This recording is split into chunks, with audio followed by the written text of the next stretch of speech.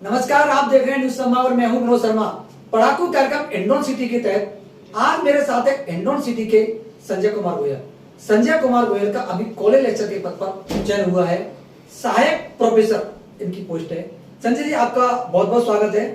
संजय जी का परिचय है कि एक मजदूर का बेटा कैसे स्कूल का लेक्चर बनता है, स्कूल का लेक्चर बनने के बाद वो कॉलेज का प्रोफेसर बनने जा रहा है और उसकी ये क्या कहानी है, क्या संघर्ष की सफलता उसने लिखी है, इन सब मुद्दों पर मैं संजय जी से बातचीत करूंगा। संजय जी, मैं एक कहानी हमारे दर्शक आपसे जानना चाहते हैं कि वो कौन सी कहानी है कि आपको एक मजदूर का बेटा जिसके पास पढ़ाने के लिए कोई ज्यादा पैसा नहीं था, धीरे धीरे स्कूल लेक्चर बना और उसके बाद कॉलेज लेक्चर की क्या कहानी है, हमारे दर्शकों को आप जरूर बताएं। जी सर, बहुत बहुत धन्यवाद आपका। और आप मेरा ये इंटरव्यू ले रहे हैं, एक सामान्य विद्यार्थी का आप इंटरव्यू ले रहे हैं। वास्तव में मैं अपनी ओर से जी आपका धन्यवाद ज्ञापित करना चाहूंगा। Thank you. बिल्कुल, मेरा जो ये संघर्ष है, मेरे संघर्ष की कहानी को आप आपके न्यूज संभाग चैनल के माध्यम से प्रस्तुत कर रहे हैं। वास्तव में ये एक सामान्य विद्यार्थी का संघर्ष है जी। आपका बहुत बहुत धन्यवाद, आपके चैनल का बहुत बहुत धन्यवाद। सर, एक सामान्य विद्यार्थी के रूप में जी मेरा संघर्ष प्रारंभ हुआ। हिंडौन नगर से मेरा संघर्ष प्रारंभ हुआ और मैंने स्कूली शिक्षा हिंडौन नगर से प्राप्त की। इसके बाद में अच्छे अंकों से उत्तीर्ण करने के बाद में मेरा एडमिशन राजस्थान कॉलेज जयपुर के अंतर्गत हुआ। राजस्थान कॉलेज जयपुर से मैंने बीए की। इसके पश्चात मैंने राजस्थान विश्वविद्यालय से एमए की परीक्षा उत्तीर्ण करने के बाद में मैंने वहां से एमफिल भी किया। इसके बाद में मेरा जैन विश्व भारती संस्थान लाडनू में असिस्टेंट प्रोफेसर के पद पर चयन हो गया और वहां पर मैंने as a assistant professor join किया और एक प्राइवेट संस्थान के साथ में लगातार रूप से मैं 7-8 साल काम करता रहा। आप स्कूल लेक्चर कब बने? मैं जुलाई 2015 में स्कूल लेक्चरर के रूप में चयनित हुआ आरपीएससी के माध्यम से जी। और 2015 में मैंने राज्य सरकार को लेक्चरर के रूप में ज्वाइन कर लिया। आप जब स्कूल लेक्चर बन गए जी, परिवार की आर्थिक स्थिति सुधरने लगी, तो आपका क्या सपना फिर भी जारी रहा कि मुझे सर कॉलेज का प्रोफेसर बनना है? सर, ये आपका बिल्कुल बहुत ही अच्छा प्रश्न है। लगातार रूप से जैसे ही मैंने एजुकेशन सर अर्न की थी, प्रारंभ से ही मेरा सपना था कि मुझे कॉलेज शिक्षा के अंतर्गत ही जाना है। कॉलेज शिक्षा के लक्ष्य को प्राप्त करने के लिए मुझे मार्ग अनेक चुनने पड़े और उनमें प्राइवेट संस्थान को भी मैंने ज्वाइन किया। इसके बाद में मैंने सरकारी स्कूल व्याख्याता के रूप में कार्य किया, लेकिन मेरी लक्ष्य, मेरी मंजिल स्पष्ट था मेरे सामने और मैं लगातार रूप से उसका प्रयास करता रहा। लगातार रूप से मैं कंपटीशन के अंतर्गत अपीयर होता रहा, न केवल राजस्थान पब्लिक सर्विस कमीशन अपितु इस प्रकार के अनेकों राज्यों के द्वारा आयोजित परीक्षाओं में भी मैंने भाग लिया। कभी भी मैंने गैप इसके अंतर्गत नहीं आने दिया। प्रतियोगियों को मैं यही कहना चाहूंगा कि गैप इसके अंतर्गत हमारे लिए किलिंग होता है। मैंने गैप कभी नहीं आने दिया, लगातार तैयारी जारी रखी। आज परिणाम आपके सामने है, एक उच्च रैंक के साथ। आपको गोयल साहब थोड़ा ये बताएं, आपके पापा बहुत गरीब थे, तो आपको कभी आर्थिक समस्या आई लेक्चर बनने में? स्कूल लेक्चर से लेकर कॉलेज कभी भी दिक्कत आई होगी ऐसा? सर, क्या आपको लगा? जैसे कई स्टूडेंट ऐसे होते हैं ना, आर्थिक बहाना बना के अपनी पढ़ाई को बीच में रोक देते हैं। सर, आर्थिक एक बहाना है, इसके अलावा और कुछ नहीं। मैं आपको भरोसा दिलाना चाहूंगा और समस्त प्रतियोगियों को भी मैं ये बताना चाहूंगा कि आर्थिक विपन्नता एक बहाना है, इसके अलावा और कुछ नहीं। जब अपन मार्ग में निकलते हैं, लड़ाई के मार्ग में निकलते हैं या प्रतियोगी परीक्षाओं के मार्ग में निकलते हैं, ये प्रतियोगी परीक्षाएं भी एक युद्ध है छोटा मोटा, और इन मार्ग में जब अपन निकलते हैं तो आर्थिक विपन्नता कभी भी आड़े नहीं आती, मार्ग हमेशा निकलता है। ऐसे गुरुजन भी आज हमारे समाज में मौजूद हैं जो हमें निःशुल्क मार्गदर्शन उपलब्ध करवाते हैं और उनका मार्गदर्शन इतना सटीक होता है कि हमें सफलता के मार्ग की, हमारी सफलता की मंजिल निश्चित रूप से प्राप्त होती है। सर, आपकी सफलता की कहानी में किस किस का योगदान है? मेरी सफलता की कहानी में मेरे गुरुओं का, मेरे माता पिता। आप गुरुओं को याद करना चाहते हैं? कौन गुरु थे, उनका नाम? मेरे जो गुरु थे जिन्होंने मुझे इस मार्ग में आगे बढ़ने के लिए प्रेरित किया, प्रोफेसर आरपी भटनागर जिनके अंडर में मैंने पीएचडी की, प्रोफेसर एन कृष्ण स्वामी, प्रोफेसर एस के अग्रवाल बीकानेर यूनिवर्सिटी के हेड, प्रोफेसर सतीश के हरित, प्रोफेसर कल्पना पुरोहित जोधपुर यूनिवर्सिटी से, प्रोफेसर शरद श्रीवास्तव, प्रोफेसर दीपा माथुर मैडम जो मेरी टीचर रही, प्रोफेसर प्रदीप जी। एक लंबी प्रक्रिया है, एक लंबे प्रोफेसर्स की एक टीम जिन्होंने मुझे बनाया, जो मेरा एक कैरेक्टर है, जो मेरा एक टीचर के रूप में सिस्टम है, उन प्रोफेसर्स ने मेरे अंदर डाला। इसके अलावा और किसका रहा?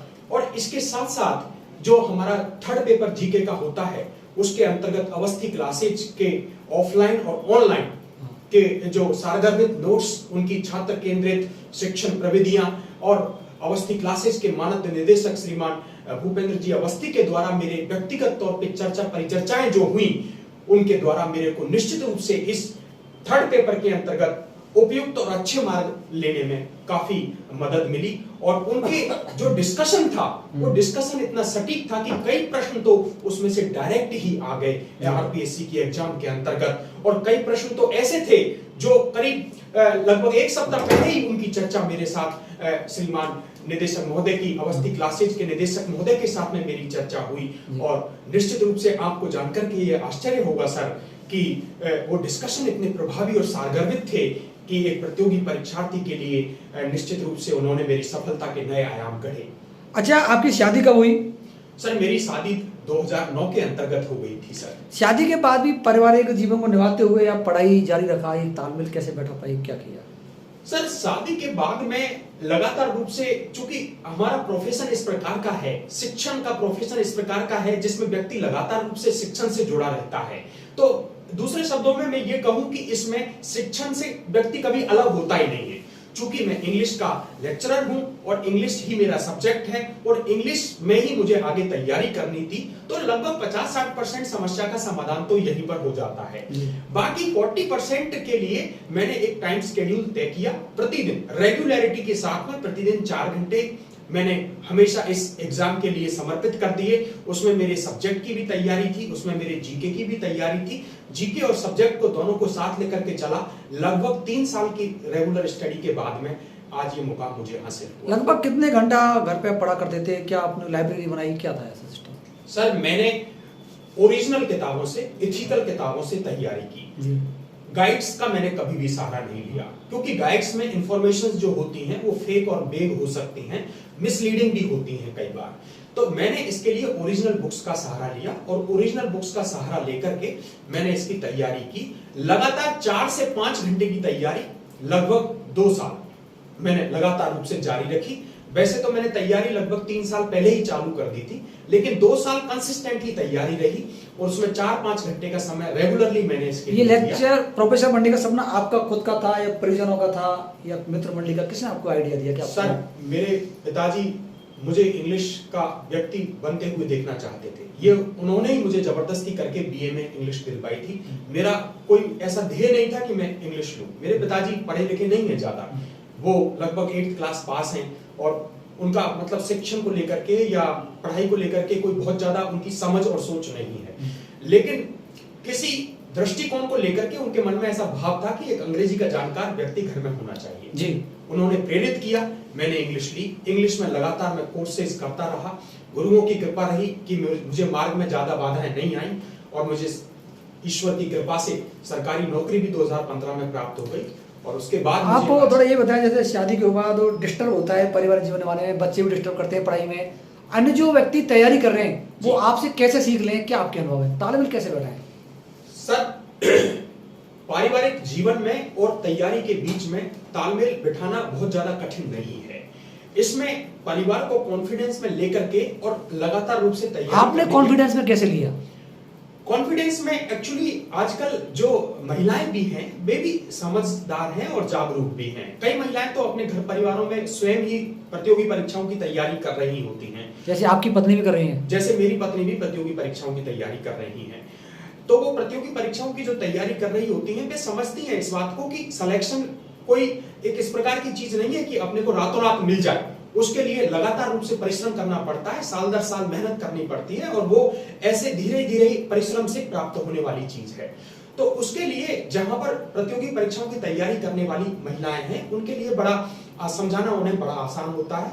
रही बात बच्चों की, तो बच्चों को समय तो देना पड़ता है सर, और उनको समय देते हुए जो समय बच जाए उसे अपने को यूटिलाइज करना। इस सफलता की कहानी में आपका कोई एक ऐसा अनुभव जब आपको सबसे अधिक खुशी हुई हो? इस सफलता के अंतर्गत सर मुझे अनेकों अवसर प्राप्त हुए, लेकिन मेरे एक गुरुजी हैं जिन्होंने मुझे पढ़ाया, वो प्रोफेसर SK अग्रवाल। उन्होंने मुझे पढ़ाया भी और कई बार उन्होंने मुझे मोटिवेट किया। लेकिन साथ ही साथ उन्होंने मुझे कहा कि तुम नेट का एग्जाम भी इस बार दो। नेट के मैंने एग्जाम भी दिए थे और नेट को कई बार क्रैक भी किया था, लेकिन इस बार उन्होंने कहा कि नेट का सिलेबस इस एग्जाम से काफी छोटा है। मैंने उनके कहे अनुसार नेट की एग्जाम दी, तो मैंने नेट को भी क्रैक किया और मैंने जेआरएफ को भी इस बार क्रैक किया। बड़ा संस्मरणीय अनुभव था। उनके एक निर्देश पर मैंने नेट का फॉर्म भरा, नेट में अपीयर हुआ और मुझे शानदार रिजल्ट मिला। ये गुरुजी की कृपा थी और एक अच्छा निर्देशन भी। आप अभी स्कूल में लेक्चर हैं, स्कूल का क्या योगदान रहा, सहयोग रहा इसमें? सर, स्कूल प्रशासन ने राजकीय उच्च माध्यमिक विद्यालय हिंडौन सिटी में मैं व्याख्याता के रूप में कार्यरत हूं और स्कूल की हमारी प्रिंसिपल मैडम मिसेस प्रतिभा शर्मा और हमारे स्कूल के समस्त स्टाफ ने मेरा बहुत ही सहयोग प्रदान किया मुझे। और जब कभी भी मुझे थोड़ा सा भी वक्त मिला तो मैंने स्कूल के अंतर्गत ही काफी अपनी पढ़ाई से संबंधित कार्य किया। मुझे एक डेडिकेटेड स्थान विद्यालय ने उपलब्ध करवाया। कोरोना काल का भी मैंने बहुत अच्छा उपयोग किया। तो कुल मिलाकर के मैं मेरे विद्यालय प्रशासन का, जहां पर मैं वर्तमान में कार्यरत हूं, उनका कोटि कोटि धन्यवाद ज्ञापित करना चाहूंगा, जिन्होंने मुझे एक मेरी सीमितताओं को समझते हुए मुझे अवसर दिया और मेरी परेशानियों को समझते हुए मुझे वक्त भी दिया और मेरे साथ कोऑपरेट किया। उनके लिए अनंत धन्यवाद। और मैं न्यूज संवाद चैनल के लिए भी मेरी ओर से कोटि कोटि धन्यवाद देना चाहूंगा कि उन्होंने मेरा एक छोटे से व्यक्तित्व का एक ये जो इंटरव्यू आयोजित किया। आप सभी का बहुत बहुत धन्यवाद। धन्यवाद। ये थे डॉक्टर संजय गोयल, एक मजदूर का बेटा कैसे कॉलेज का सहायक प्रोफेसर बना है। आपको ये वीडियो इंटरव्यू पसंद आए, शेयर करके आगे बढ़ाएं और कमेंट्स करके हमें सुझाव भी दें। गोयल साहब, आपका एक बार बहुत बहुत धन्यवाद। Thank you sir.